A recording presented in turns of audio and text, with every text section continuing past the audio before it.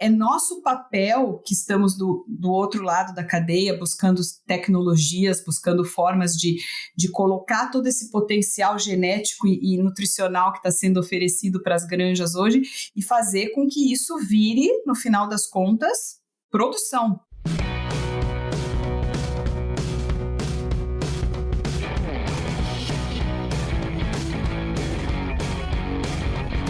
No Suinocast de hoje, a gente tem a honra de receber Natália Rimi Heisterkamp. Pronunciei correto, Natália, teu sobrenome? Pronunciei correto. Muito bem-vinda ao Suinocast. Obrigada, Jamil. Um prazer estar aqui com vocês. O prazer é nosso de te receber, Natália, e a gente vai falar bastante aí de produção sustentável, tecnologia, produção eficiente, desperdício, mas antes eu queria que tu te apresentasse antes para a nossa audiência.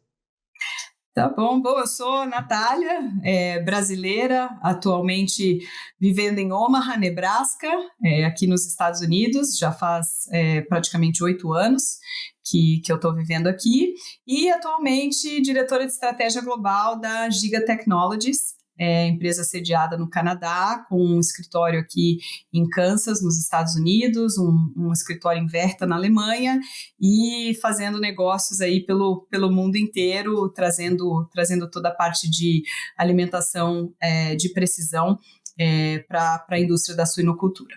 Nota 10. Tu é natural de onde, Natália? Eu sou São Paulo, nasci em São Paulo, sou paulistana, depois vivi muitos anos em Curitiba e em Toledo, né, uma cidade muito gostosa, aí, um dos berços da suinocultura aí no Brasil, né, e fiz muitos amigos por lá antes de me mudar para cá. Legal. A Giga fabrica o sistema de alimentação de suínos autônomo, sem fio e original, projetado por suinocultores para suinocultores. Nossos comedouros são simples, confiáveis e proporcionam tranquilidade 24 horas por dia, 7 dias por semana, 365 dias por ano. A Giga não é apenas uma empresa de equipamentos, mas uma empresa familiar de produção de suínos especializada em SLAT. Natália, te usar um pouco nessa questão da tua expertise e a gente falando sobre precisão, sobre nutrição, sobre desperdício, eu queria que, se alguém te pergunta hoje produção de suínos sustentável, com a área que tu mais atua hoje, como que tu explicaria o que é uma produção sustentável hoje, no teu ponto de vista? Eu diria para você que o mercado consumidor hoje é quem dita as regras da nossa produção, né, e de como a gente age, o que a gente é como indústria, né. Nesse sentido, a produção sustentável, ela passa muito por uma percepção que nós, da cadeia produtiva, precisamos ter certeza que a gente passa para esse consumidor essa percepção, e aqui eu não pretendo entrar nos méritos, né, eu sei que a gente discute muito isso como indústria, e como indústria muita coisa a gente concorda, muita coisa a gente discorda, mas na verdade é que no final das contas não vem ao caso, né, a gente pode discordar tudo que a gente quiser, mas o mercado consumidor é o mercado consumidor, e cabe a nós sermos criativos e nos adaptarmos para atender aquilo que está lá. Então, eu acho que para nós na indústria, essa adaptabilidade depois passa por se manter produtivo, né? Então, todos os investimentos que a nossa indústria faz hoje em genética, em nutrição, é nosso papel que estamos do outro lado da cadeia, buscando tecnologias, buscando formas de colocar todo esse potencial genético e nutricional que está sendo oferecido para as granjas hoje e fazer com que isso vire, no final das contas, produção, né, vire mais o throughput, que a gente chama aqui, né, para que a gente tenha mais quilos de carne produzidos cada vez mais disponíveis no mercado. Então, eu acho que a produção, ela tem que ser sustentável. A gente faz muito já, e a gente vende pouco. Eu acho que isso é uma coisa como indústria que a gente tem discutido cada vez mais também, que a gente tem que, né, fazer um marketing melhor do que a gente faz e como a gente faz bem e como a gente já utiliza energias renováveis e como a gente já busca tecnologias para, né, produzir mais com menos em todos os sentidos. Então, eu acho que é isso, né? E a gente precisa lembrar que, no final das contas, não importa se a gente está falando de uma produção de matrizes, um ciclo completo, uma terminação. Custo de alimento hoje em qualquer país, em qualquer dado momento aí do mercado de insumos, entre 60% e 80% do custo da nossa produção. Então, eu acho que cada vez mais a indústria vai olhar para isso como fonte de produtividade, né? Como um item para a gente estar tomando cuidado para fazer melhor o uso desse insumo e otimizar esses custos, né? Não, muito bom, muito bom. Se tu pensar sobre aquela ótica do princípio de Pareto, né? Quais são o 20% das ações que respondem por 80% dos resultados, a gente tem uma ação que responde por praticamente 80% dos resultados, que é a nutrição, né? Que é a alimentação dos animais, né? E eu gosto quando tu fala dessa questão de que o consumidor que determina muitas coisas, e outra, goste ou não goste, é o mercado, né? É engraçado às vezes a gente chegar num ponto de que a sociedade hoje, o mundo, ele não é sustentável do ponto de vista que a gente desperdiça 2/3 dos alimentos produzidos no mundo, né? A gente desperdiça muito alimento e a gente tem uma sociedade ultra desigual e a gente joga muito alimento fora. Então, quando a gente traz, acho, para a produção é aquele ponto, né? A gente tenta cada vez mais ser eficiente e utilizar os nossos recursos. E eu gosto que quando a gente fala de sustentabilidade, se for pensar hoje, a primeira coisa que me vem na cabeça quando a gente fala de sustentabilidade é utilizar os insumos de maneira eficiente, por exemplo, conversão alimentar, né? E em diversos sistemas que a gente visita, granjas e tal, tu vê que muito da conversão alimentar pode ser otimizada só reduzindo o desperdício. Falando em fórmula de nutrição. A gente fala tanto, nossa, eu faço todo aquele investimento em genética, né? Aí eu quero aquele animal que tenha a melhor conversão possível, aí eu vou lá para minha empresa de nutrição e aminoácido, fibra, aditivo, tudo. Aí eu vou alimentar os animais, 20% vai pro fosso. Então, o que adiantou, né? Então, é muito, eu acho que parece que é uma coisa assim básica, é onde né, todo mundo super preocupado em investir, gastar dinheiro e olhar para os 20% e os 80% ficam para trás, né? Eu acho que tem muito potencial ainda na indústria como um todo para a gente ser mais produtivo só com redução de desperdício. Simples. E depois, se você levar para todo um lado aí que já está sendo muito estudado hoje, né, de como a otimização do consumo e do que você usa na formulação das rações afeta a excreta dos animais, que afeta toda a parte de emissões, toda a parte de tratamento, né, dos efluentes. Então, tudo está muito interligado, né? E às vezes são pequenas ações, né? Como é que eu otimizo o uso de água na granja, né? Para que toda vez que aquele animal buscar um bebedouro, aquela água que ele esteja tomando esteja sendo ingerida e não indo para o fosso, né? Porque vai ser custo de retirada depois, de tratamento, etc. e tal. Então, tem muita coisa para a gente trabalhar nessa otimização de insumos que às vezes não são as mais difíceis e muitas vezes nem as mais custosas, né? E são... Eu lembro quando a gente vai fazer uma visita numa granja, obviamente a gente tenta ajudar o produtor a melhorar o resultado, a reduzir mortalidade, melhorar a conversão, e dificilmente a gente vai buscar uma agulha num palheiro, assim. Dificilmente é uma coisa assim que, nossa, eu vou ter que chamar todos os especialistas que eu conheço porque eu não sei o que fazer. São muitas coisas assim, não digo que nos saltam aos olhos, mas muitas coisas são aquela low-hanging fruit, né? A maçã pertinho aqui pra gente pegar, né? Exato. A gente está, infelizmente, com um comedouro que ele não é eficiente. A gente está com um sistema a gente está com uma superlotação, a gente está com não estou falando que é super simples de corrigir em um dia, em uma ação, mas muitas das coisas que fazem o sistema não ser, entre aspas, eficiente ou sustentável, a gente já sabe, né? A gente já sabe. Só que é difícil a implementação em alguns momentos que às vezes a gente fala assim, tá com uma densidade muito alta. Bom, eu não posso começar a tirar animais das baias, eu vou botar os animais, ou pouco espaço de comedouro. Bom, aí a gente já começa a pensar em ações que são mais fáceis, né? A gente consegue adicionar um comedouro ou no projeto ajustar o espaço de comedouro. Enfim, eu queria que tu falasse, Natália, um pouco de como que a tecnologia pode ser nossa aliada para ser mais eficiente nessa questão de alimentação animal hoje em dia. Então, a gente no Brasil, a gente é privilegiado em muitos sentidos, né? E a gente tem aí custos de grãos aí que fazem todas as regiões né, babarem de inveja, literalmente.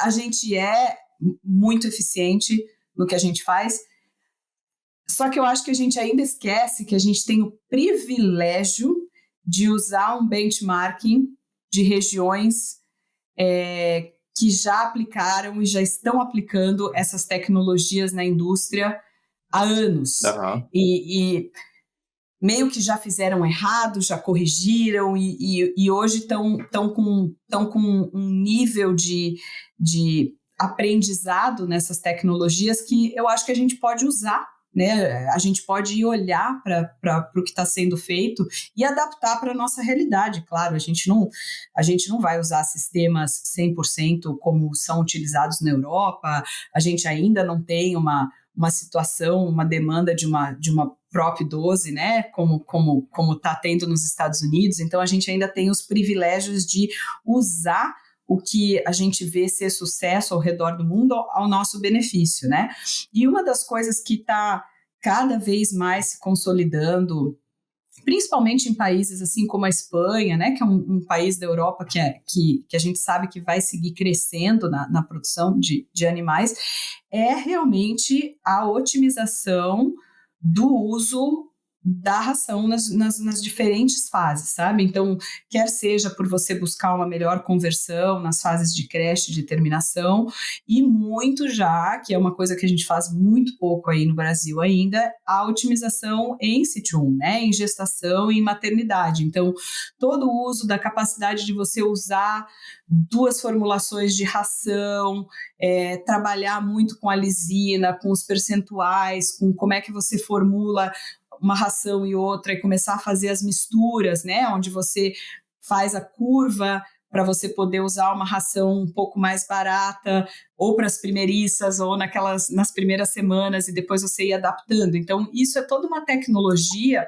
que ela já está disponível, já está sendo amplamente usada e, inclusive, tem muito benchmarking de pesquisa, assim, feito, estava lendo esses dias uma pesquisa muito interessante vinda da Austrália, né, com a parte de gestação grupal e controle de custos na forma como você aloca as curvas de racionamento, etc. e tal. Então, tem muita coisa que já está sendo feita, que tem dados, que tem pesquisa, que a gente pode começar a usar e dar uma olhadinha nisso, né? Sim, não, total. Eu penso às vezes a gente tem um contra-argumento de que é mais fácil o outro sistema, né? Eu concordo que é mais fácil, né? Só que, entre aspas, é mais fácil jogar nutriente fora, né? É mais fácil. Se a gente bota... E é o que a gente vem fazendo, voltando para aquele meu comentário no início da nossa conversa, né? A gente vai no mercado e compra mais do que a gente precisa e uma parte vai fora. É fácil, né? Não vai faltar, beleza. Eu uso o teu exemplo, né? A gente pode fazer dietas ou formulações aí com excesso de nutrientes, né? Para não faltar, para ficar. E eu trago um exemplo aqui de vitaminas e minerais. A gente fez uma pesquisa aqui na universidade e a gente entrevistou 37 nutricionistas de granjas, de sistemas de produção aqui dos Estados Unidos. E é engraçado porque o requerimento nutricional da maioria das vitaminas e minerais é baseado em 2 artigos dos anos 80. Então, é uma coisa assim, é uma caixa preta. E aí o pessoal fica naquela, não, eu vou usar com margem de erro. Isso, e é sempre a média para mais, né? Nas formulações, você sempre usa a média da demanda de qualquer uma das fêmeas, e seja qual a condição corporal ou diferentes paridades, você usa a média e daí você põe a tua gordura, né? A tua margem de segurança. E eu vi um estudo super interessante esses dias, que eles trabalharam não só em cima do orçamento, né, onde eles mexeram um pouco com principalmente aminoácido e fósforo nas formulações, aí eles foram ministrando 3 diferentes curvas, né, à medida das semanas, e eles fizeram a pesquisa, até a pesquisa tinha 2 focos, era um foco mais orçamentário, assim, para trabalhar, né, custo de ração, mas aí eles tinham um foco de sustentabilidade também, então eles foram até as excretas para ver o efeito do que fez com fósforo e com excesso de excretas que não foram digeridas, não foram absorvidas Sim. por aquele animal né, e aí gera todo o outro lado também, que, de novo, ainda não bateu na porta do Brasil todas essas normativas que a Europa passa, mas nós temos exemplos, né? Nós temos exemplos e às vezes no lado brasileiro acho que certamente a gente vai começar a olhar para custo antes da gente começar a olhar para as normativas, mas uma vez a gente corrige uma coisa, é importante entender que naturalmente a gente está arrumando outras coisas também nesse lado de sustentabilidade e de melhor uso dos insumos, né? Não, exatamente. Eu acho que, como tu falou, a gente é privilegiado, inclusive por estar vivendo numa era onde ainda é abundante a vasta maioria de nutrientes que o ser humano se alimenta, que o animal se alimenta. Mas o que vai ser daqui para frente, né? Conversando com o professor Hans Stein, lá da Universidade de Illinois, ele falou, a gente tem que começar a iniciar a estudar mais dietas com valor, com uma quantidade de energia um pouco menor do que a gente trabalha hoje, porque energia, e aqui não é só a energia da dieta, que o carboidrato da dieta, é a energia como um todo no mundo, se for pensar, combustível para carros, combustível para maquinário, entre aspas, vai ser cada vez mais caro. A luz vai ser cada vez mais cara. Tudo que envolve energia vai ser mais caro. Então, a gente tem que otimizar o uso, né? A gente não pode simplesmente achar que são bens... A gente, às vezes, eu sinto que a gente tem um pensamento que tudo é renovável, né?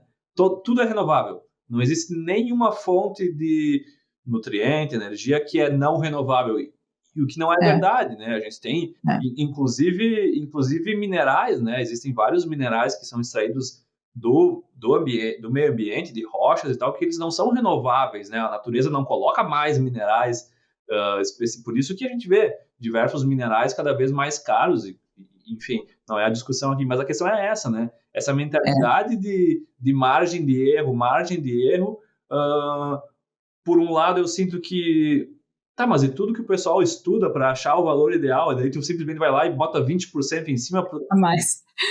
E por outro lado é esse pensamento de que existem coisas que não são renováveis, né?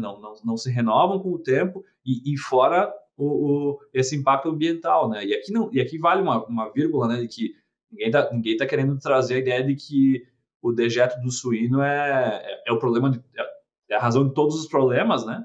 Mas eu gosto de falar assim, se a gente é a razão de 1% dos problemas, vamos fazer esse nosso 1% bem feito, né? Vamos otimizar um pouco a maneira como a gente trabalha e produz suínos. E tem esse lado que você falou, mas tem o outro lado também. Se você vai trabalhar os dejetos para adubagem, por exemplo, né? Muitas vezes você quer esse dejeto aí que ele seja o mais rico possível e não necessariamente tenha aí excesso de minerais, etc. e tal, que às vezes vão ser até problemáticos, né, pro uso subsequente dessa excreta, né? Então, eu acho que tem muita coisa que está sendo feita. E a nossa indústria é genial, porque se você olhar tudo que está sendo feito de pesquisa em termos de nutrição, né, com aminoácidos sempre, mas pesquisas com fibra e pesquisas tentando trazer dentro também do que está disponível na região, né? Dentro dos insumos que você tem mais disponibilidade. Então, muito trabalho sendo feito com pesquisas aí para o uso de fibras, né? Fibras que conseguem reter mais água, e como é que você trabalha isso toda na parte de digestibilidade do suíno. Então, tem muita coisa assim que a gente pode usar, né? Porque, como você diz, não é agulha no palheiro, né? São, às vezes, pequenas coisas que são simples da gente implementar e que vão ajudar bastante.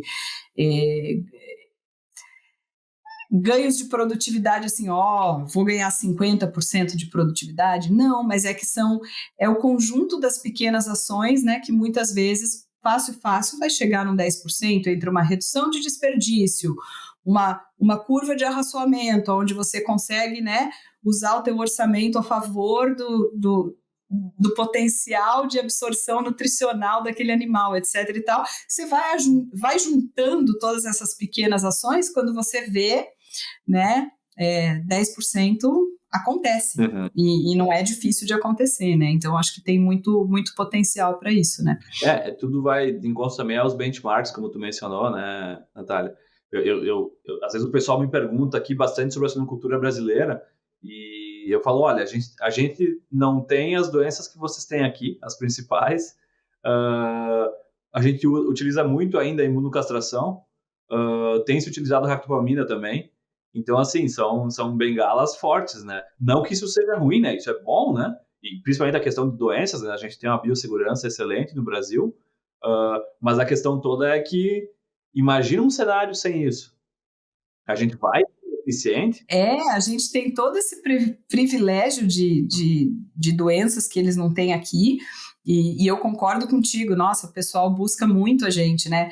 Como é que vocês fazem no Brasil? E eles olham os preços, né, de grãos, de insumos, etc. e tal, mas também é engraçado, porque eu converso com muitos produtores ou grandes integradoras que viajam muito, e o Brasil é sempre um foco, né?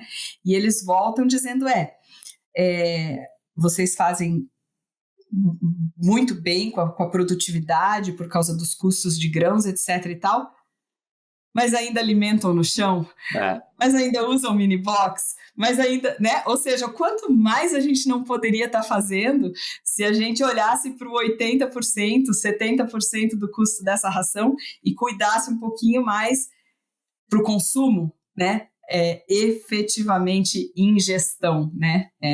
Para essa otimização. Então, acho que ainda tem muito que a gente pode fazer, porque, de novo, a gente ainda está muito focado no 20%.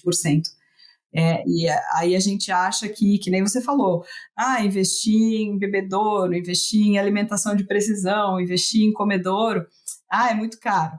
É muito caro. Mas é onde teu 80% vai, né? Sempre ali, o teu 80% está ali na água e na ração e na água o tempo todo. E então, assim, se você conseguir reverter a maior parte disso para consumo efetivo, né? Aí as coisas começam a melhorar ainda mais, né? Sem dúvida. E aí a gente vai deixar a nossa concorrência mundial aí ainda mais invejosa do que a gente faz. E, Natália, eu lembro que quando eu estava na faculdade, alguns anos atrás, o pessoal comentava, mas a tecnologia existe, mas às vezes não consegue atingir ou penetrar o campo, porque muitos locais não têm internet, muitos locais a energia é muito instável, então precisa do estabilizador ali para ligar o computador. Como que tu vê hoje, vamos dizer aí, comparado a 10, 15 anos atrás, essa aplicabilidade da tecnologia nas granjas brasileiras?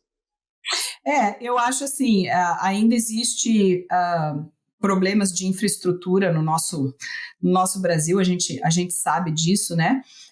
Eu acho que na parte, principalmente de energia elétrica, todo mundo aprendeu a lidar com isso. Então, nós como indústrias, como estamos fazendo uma construção, etc. e tal, toda a parte elétrica, ela já é muito desenhada para isso, então isso acaba ajudando a implementação, né? E cada vez mais a gente está trabalhando com soluções que elas sejam aí por antena, que elas sejam controladas, digamos, direto numa unidade, né, sozinha ali do comedouro, para que você possa, numa eventualidade de uma perda de comunicação, etc. e tal, tudo está armazenado ali, e uma vez restabelecida essa comunicação, o fluxo de informações volta e é comunicado para o computador, etc. e tal. Então, a indústria trabalhou muito nesse sentido para que exista sempre um plano B, né, para que você nunca fique sem essa tecnologia, né? E o outro lado que a gente está discutindo muito, assim, aqui nos Estados Unidos isso está muito evidente, na Europa já é evidente, é que, assim, existe uma crise de mão de obra, né, que não é igual a que a gente tem no Brasil, mas não quer dizer que não vai chegar para nós também, mas uma crise de mão de obra absurda, onde, se você fala com qualquer produtor na Europa e muitos aqui na nossa região, aqui dos Estados Unidos, eles dizem, eu não tenho alternativa, a não ser desenhar e fazer uma granja que rode sem a minha interferência. Eu não tenho mais como ficar virando balde de ração para a fêmea 3, 4 vezes ao dia. Eu preciso que as coisas rodem, independente de eu estar ali ou não. Eu tive numa granja 2 semanas atrás, assim, eu fiquei na granja 6 horas, 2 horas tinha funcionário, as outras 4 horas eu estava lá praticamente sozinha, e a granja tá rodando, né? Então tem esse lado, e tem o lado de, com a escassez da mão de obra, como é que você vai atrair a mão de obra que existe? E as geração do meu filho, que é um celular, eles cresceram ali, ó, touchscreen na telinha, entendeu? Então, se eu vou atrair esse pessoal que está entrando na universidade agora e que vai sair formado daqui 4, 5 anos, técnico, veterinário, nutricionista, o que seja, né? Você precisa dizer, olha só, olha essa granja, olha a tecnologia que eu tenho, olha como o teu trabalho vai ser mais fácil, olha como você tem um computador aqui para você analisar as curvas dessas fêmeas e usar a tua formação para a produtividade da granja e não ficar apagando incêndio. Isso, logo, muito logo, vai ser atrativo para a mão de obra de qualidade. Certamente, porque à medida que a gente vai passando pela transição generacional, não vai ter outro jeito, isso aí vai ser mandatório, né? E você dizer, ó, aqui, ó, controla aqui, ó, todos os comedouros, tem uma telinha aqui, você vem, você olha o que aconteceu. É muito mais interessante do que uma granja não tecnificada. Não, e sem dúvida, e é mais seguro para os dados também, né, Natália? É uma coisa que é uma informação mais precisa, porque o ser humano, quando ele pesa, ou quando ele mede, ou quando ele olha a linha do comedouro tubular ali, ele acha que aqui tem 4 quilos, mas na verdade tem 4,5, mas na verdade muda a densidade da ração e tu já não sabe quanto que tem ali. Eu acho que é muito isso. A precisão em si, ela simplesmente ajuda a acurácia do sistema, né? A gente entender um pouco mais os números e trabalhar menos às cegas. Eu acho muito interessante essa questão das gerações alinhadas à tecnologia, porque é muito mais... Eu penso assim, tem muita coisa de manejo de suínos que é meio que do conhecimento geral da comunidade da suinocultura. Se tu quer ser mais um que sabe de manejos de suínos, não é tão difícil assim. Mas se tu quer daqui a pouco ter uma informação, tu quer, por exemplo, extrair uma informação num sistema de precisão, que tu consegue, e eu não estou puxando a brasa para o teu assado aqui, mas a gente trabalha aqui na universidade com os comedouros de lactação de vocês, tu consegue ter conclusões mais baseadas em ciência, em fatos, na verdade. Não é nem ciência, é fato, né? Tipo, tu contrapõe curvas de alimentação na lactação e tu consegue, pela repetibilidade daquela variável, prever alguns eventos, entender um pouco mais, entender um pouco melhor a produção de leite, por exemplo, por que uma granja está desmamando mais leve, por que uma granja é isso, por que a outra é aquilo. E, na verdade, a gente deixa o consumo... a alimentação das fêmeas na lactação é à vontade. Sim, é à vontade, mas se é à vontade, por que uma granja consome 5 e a outra consome 7? Condição corporal, né? Porque é aquilo que você falou, a gente alimenta para a média. A média mais uma gordura, né? Mas aí, cada vez mais, eu tenho variabilidade no meu plantel, eu tenho condições corporais super variáveis e muitas vezes eu acabo saindo com aquela, né, paridade 1, que a gente já sabe que tem todos os desafios para ela chegar, né, à maturidade dela numa condição boa, e aí você simplesmente não consegue recuperar, porque você está tratando ela na média, você está tratando ela como qualquer outra, então isso vai te gerar depois problemas, você vai ter, né, um índice de substituição maior, etc e tal, então tratar para média, a gente sabe que tem os seus problemas, né? Trata para média, resultados também são médios, né? Não são otimizados. Então. E isso a gente pode fazer um paralelo até com, por exemplo, medicação injetável, né? Às vezes a gente vai na granja e fala assim, respiratório, é esse aqui. Não interessa qual é a bactéria, qual é o vírus, qual é a idade, é esse aqui. Se a gente fosse num médico e se tu chegasse lá tossindo e ele desse o mesmo tratamento para todo mundo, não precisava médico, né? Não precisava médico. Dá uma tabela. A mesma coisa, a gente fala muito, muito sobre isso, a mesma coisa é você achar que tem só uma receita de bolo, que nem você falou, né? Então, assim, você tem a tecnologia na sua mão, só que você vai aplicar essa tecnologia dentro de uma receita de bolo. Vai funcionar? Vai, mas você vai potencializar seus resultados? Provavelmente não, né? Então, por que você hoje trabalha muito, muito em gestação, por exemplo, com layout? Porque você precisa chegar numa granja e entender a situação que você tem lá, se você está trabalhando uma remodelagem, né? O que vai remodelar? Aquela ventilação vai mudar? Aquele piso vai mudar? Não vai mudar. Bom, temos que trabalhar com uma pré-condição que foi dada. Tá, então como é que você move o teu layout para você garantir que você tem uma condição ali né, nessa gestação grupal que vai te levar para o sucesso? Então, a gente vê muito disso ainda na indústria também, você pegar uma Ferrari, eu digo, né, e não usar ela da melhor forma, não fazer uma pista para ela conseguir chegar lá no final na maior velocidade possível. Então, esse entendimento assim, é importante, porque a aplicação da tecnologia e o sucesso que essa tecnologia vai te dar em produtividade depois, ela é um conjunto da obra. Uhum. Ela não vem sozinha, e ela vem com muito conhecimento, muita base de pesquisa, muito que tem que ser utilizado, porque a gente está falando de produção animal, nenhuma granja é igual, nenhuma genética é igual, nenhuma nutrição é igual, nenhuma ambiência é igual, você precisa fazer as devidas adaptações em tudo isso, né? Então isso é fundamental. Não, sem dúvida. Eu acho que os animais serem, vamos pensando na fêmea, né? A fêmea ser cada vez mais resiliente nos prejudica, entre aspas, porque ela aceita tudo, ela funciona, ela vai emprenhar, ela vai parir, ela vai entrar em cio de novo, independente de como tudo tá, elas são tão boas, são tão resilientes hoje que é aquela coisa, eu penso assim, se eu pegar uma Ferrari e for dirigir no centro de São Paulo, eu consigo, só que eu ando a 20 por hora.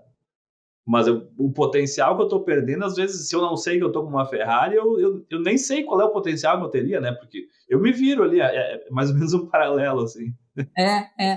Quanto custa, né, cada espaço no teu sítio 1 para você manter uma matriz ali hiperprolífica de alta, né, com 8 desmamados, 11, né?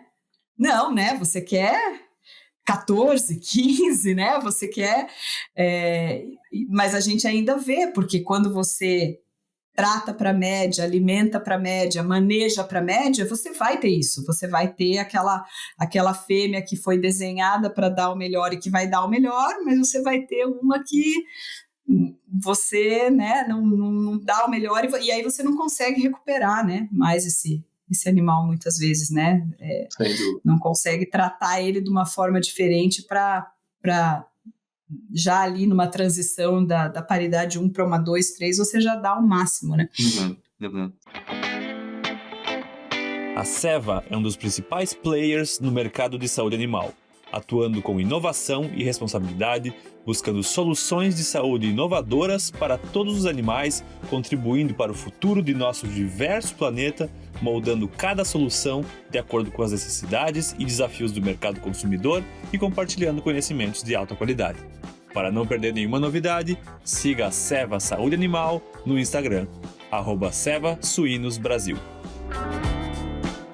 Natália, eu queria te perguntar, pegando um pouco da tua expertise no mundo todo, né? Não só sobre cultura só americana ou só brasileira, eu queria que tu falasse um pouquinho assim, sobre a compreensão das diferentes dores de mercado. Porque a gente sabe que, apesar de um porco ter 4 pernas no Brasil, na China, nos Estados Unidos, as dores do mercado são diferentes. Eu queria que tu... Como que funciona essa questão de tu ter diferentes dores e tu tentar ter diferentes remédios para essas dores? Eu queria que tu falasse um pouquinho sobre isso, curioso. É assim, suinocultura, como você disse, né? Suinocultura é suinocultura. Aí no Brasil, aqui nos Estados Unidos, lá na China, mas devido às variáveis todas que existem, né? Desde custo dos insumos até o quanto você está empregando tecnologias ou não, né? É uma suinocultura menos tecnificada, mais tecnificada, é uma suinocultura que tem desafios de mão de obra ou não, é uma suinocultura que tem desafios de sanidade ou não. Então, isso tudo joga né, nas diferentes regiões e você vê que isso se traduz muito nos métodos de produção como um todo. Então, se você anda hoje e você vê como é que eu desenho uma granja de sítio 1 no Brasil, como é que eu desenho uma granja de sítio 1 aqui, é completamente diferente, assim, eu digo completamente não, mas assim,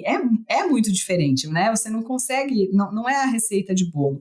E eu acho que essa que é a beleza de você entender o que você tem na mão e como e aonde você vai aplicar, porque ração é ração, água é água, um comedouro é um comedouro, mas ele pode ser manejado e aplicado de formas diferentes. E eu acho que é isso que você precisa buscar entender à medida que você vai trazer tua proposição de valor para cada mercado e para cada região onde você vai, justamente para que você chegue de uma forma onde você vai agregar alguma coisa naquele mercado, né? E como você disse, eu quando viajo pelo mundo tentando entender as diferenças entre, né, as formas de produzir, as formas de pensar, muitas vezes até a cultura de mão de obra, né?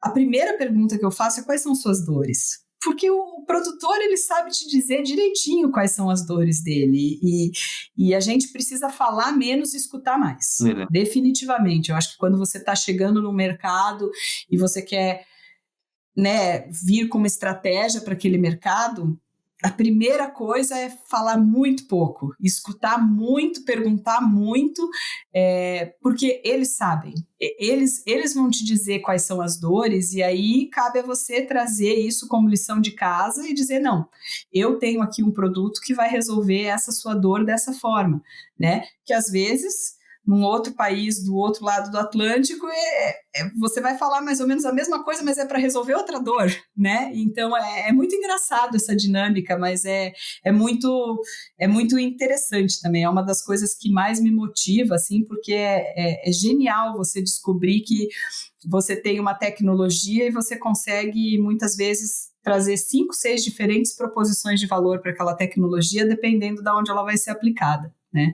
Mas, de novo, precisa ser respaldado de conhecimento, de pesquisa, senão você não tem base nenhuma para sentar com um produtor e dizer, aqui é assim que eu vou resolver a sua dor, né? Então isso é fundamental, né? Falando um pouco dessa indústria e de como ela é global, a gente falou um pouco de como tudo começa pelo consumidor final e as demandas dele, né? Mas a gente tem que lembrar também que cada vez mais essas grandes indústrias, esses grandes players, eles são globais, né? A gente está tendo aí aquisições e fusões e gente comprando gente, né? E você tem empresas que estão produzindo suínos em diferentes países, até em diferentes continentes, né? E é interessante porque essas empresas também têm que se adaptar, né? E, por outro lado, você tem, às vezes, muitas normativas europeias ou alguma coisa que está vindo mais aqui nos Estados Unidos, que às vezes você pode ter não, mas isso não vai chegar aqui, né? Mas e a hora que você quiser exportar? Né? Nós temos aí já diversas empresas no México que estão tendo que adaptar a gestação grupal para a PROP12 porque eles querem exportar carne para os Estados Unidos, e a Califórnia a maior parte do consumo americano de carne de porco está no estado da Califórnia. Então você vai fazer o quê? Vai dizer, não, isso não é para mim, não vai chegar? Já chegou. Sim. Né? Eu acho que essa consciência de que a nossa indústria é global, por isso que eu falei tanto do benchmarking, né? Porque a gente tem que olhar para fora. E é engraçado porque é uma dinâmica que está acontecendo mais e mais aqui nos Estados Unidos também. Você provavelmente deve sentir assim, a diferença de 4, 5 anos para cá, como era tudo assim, a gente faz bem, a gente faz o melhor, e é muito engraçado nos últimos 2 anos, nossa, o que vocês estão fazendo lá no Brasil? Nossa, você voltou da Espanha, né? O que está acontecendo lá? E não era assim. Então, assim, tem um motivo, né, pelo qual todo mundo está olhando para dentro e olhando para fora, e é essa globalização da nossa indústria, e é inevitável. É uma questão de quem vai se adaptar melhor e mais rápido, né? Para poder potencializar essas oportunidades que tem, principalmente nessa área de exportação de carne, né? Excelente, excelente. Natália, eu tenho algumas perguntas aqui que a gente sai um pouco da nossa pauta aqui, que é mais para te conhecer um pouco mais e curiosidade. A primeira pergunta que eu tenho aqui é: qual que é a tua primeira lembrança da vida? Nossa, você faz umas difíceis, hein? Mais difíceis no fim. Eu acho que as minhas primeiras lembranças de vida, assim, são sempre ligadas ao meu pai e as exposições que ele sempre me deu de realidade de vida, assim, não é sonho não, é isso aqui que é a vida, e tanto para o lado das obrigações quanto para o lado das diversões também, mas sempre muito forte isso, assim, mostrar a vida como ela é, né, sem filtros. Boa. E se tu tivesse uma varinha mágica e tu tivesse o poder de mudar uma coisa na suinocultura brasileira, o que tu mudaria? Esse monte de ração que a gente joga fora, sofro com isso. Sempre. Boa. A última, essa é nova, essa eu nunca perguntei para ninguém, mas eu estava com essa ideia na cabeça já há bastante tempo. Se tu tivesse que escolher uma pessoa que tu gostaria de sentar e tomar um café e conversar por 1 hora, qualquer pessoa do mundo inteiro, quem que seria essa pessoa? Meu pai. Teu pai? Meu pai. Sempre, todo dia, desde sempre. Legal. Não, muito bom. Natália Rime, muito obrigado pelo teu tempo. Acho que foi um baita bate-papo aqui para a gente falar um pouco de tudo aí, de sustentabilidade, alimentação, nutrição, suinocultura global versus lá no fundo de quintal. Muito obrigado pelo teu tempo. Acho que todo mundo foi agraciado com um baita podcast. Obrigado mesmo, Natália. Obrigada a você, Jamil. Foi um prazer estar aqui e compartilhar um pouco dessas experiências aí